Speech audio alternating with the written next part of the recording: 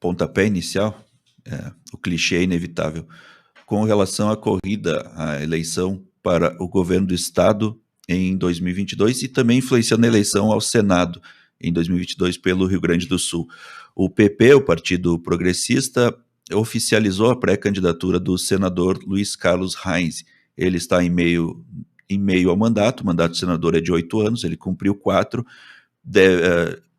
pode concorrer ao governo do Estado e, no caso de não eleito, continua no Senado, mas a pretensão, claro, é Reins ser o candidato, inclusive, do presidente Bolsonaro, o palanque estadual de Bolsonaro. Reins que tem tido uma participação importante nos municípios, tem sido bastante requerido pelos prefeitos como um canal de comunicação direta com o governo,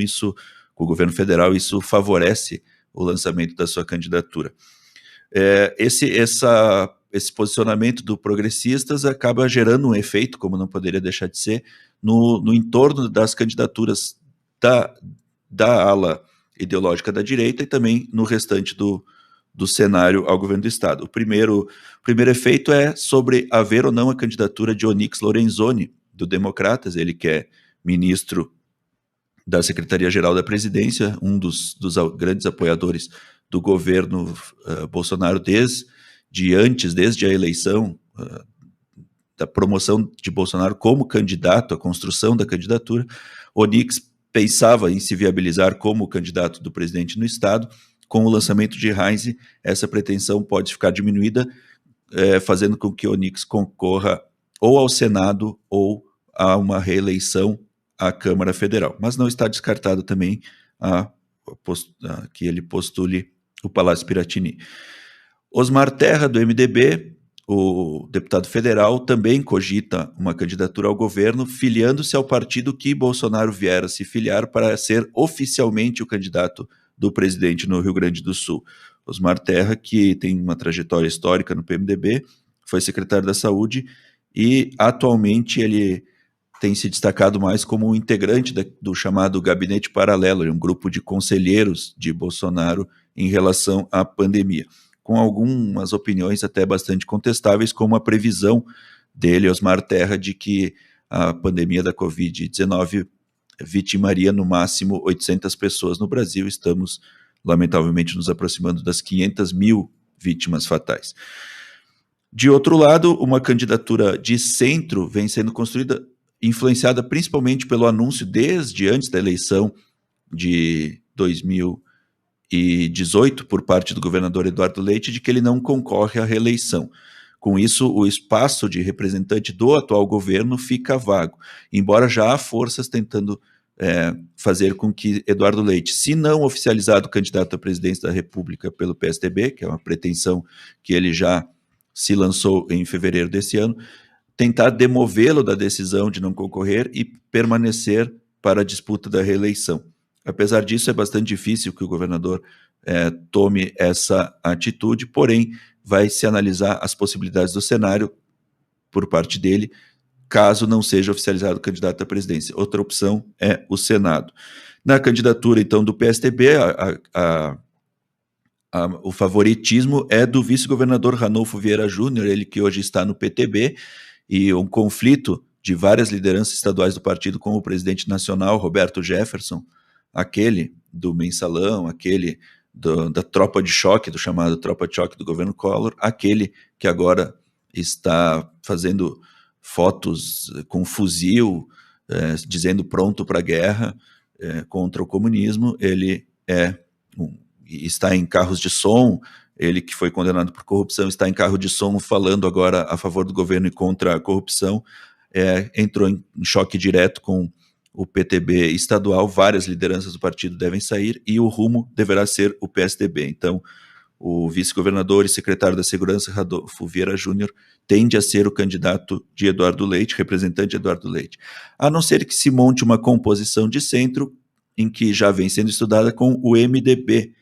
O MDB, que foi adversário de Leite no segundo turno em 2018, quando Leite disputou contra o então governador José Ivo Sartori, agora tem o nome do deputado federal Alceu Moreira como possível candidato e está se pensando em construir essa candidatura, que é chamada de centro, mas na verdade é é a direita mais tradicional brasileira, centro-direita e direita, a direita chamada direita democrática atualmente, ou a direita liberal.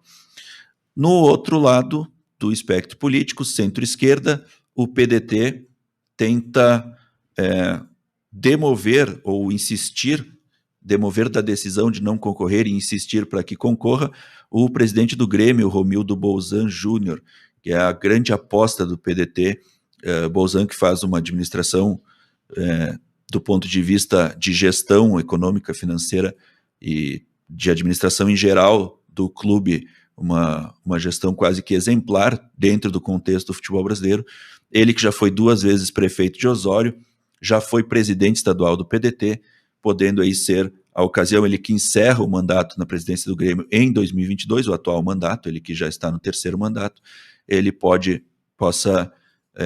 encerrar antes do mandato e concorrer ao governo gaúcho. E o PT e o PCdoB, os partidos mais à esquerda, houve uma cogitação da candidatura de Manuela Dávila, mas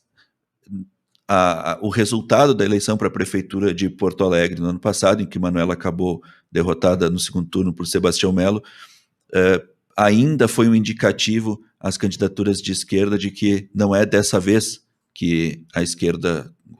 tradicional, PT, PCdoB, volta ao governo gaúcho, embora com a presença do ex-presidente Lula no cenário nacional, ajude a impulsionar uma candidatura no estado. Mas o cenário no Rio Grande do Sul ainda é bastante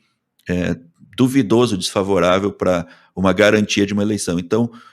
as esquerdas podem não queimar o cartucho de colocar Manuela numa disputa em que tem menos chance de vitória, quando ela pode sim aí concorrer ou ao Senado ou voltar a concorrer à Câmara Federal para ajudar a formar uma bancada forte, né, fazendo uma boa quantidade de votos, como ela já teve em outras ocasiões, talvez não os 400 mil que já teve, 460 mil sendo a recordista naquela eleição para a Câmara Federal, lá em 2010, mas sim voltando a fazer uma grande quantidade de votos, gerando um coeficiente suficiente para que outros deputados se elejam por seu partido, até porque o PCdoB precisa ultrapassar a chamada cláusula de barreira, precisa de um mínimo de votos nos estados e número de deputados para, na próxima reforma política, sempre uma reforma política está acontecendo, né, não correr o risco de ter que se fundir a outro partido. Então, Manuela não deverá concorrer ao governo. O PT cogitou, no início desse ano, o deputado federal Edgar Preto, ele que é ligado à pequena agricultura, filho do ex-deputado Adão Preto, falecido deputado Adão Preto, e que seria uma alternativa para o palanque do PT no estado, para a manutenção. O partido deverá, sim, ter candidatura, ainda mais pela visibilidade que a presença, o retorno do ex-presidente Lula ao cenário assegura ao partido,